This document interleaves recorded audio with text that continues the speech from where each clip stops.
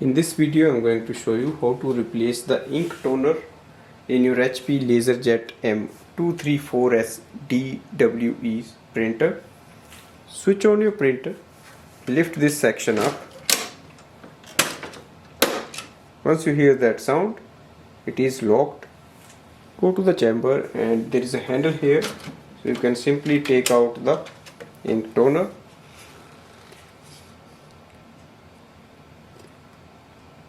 Take your nude ink toner and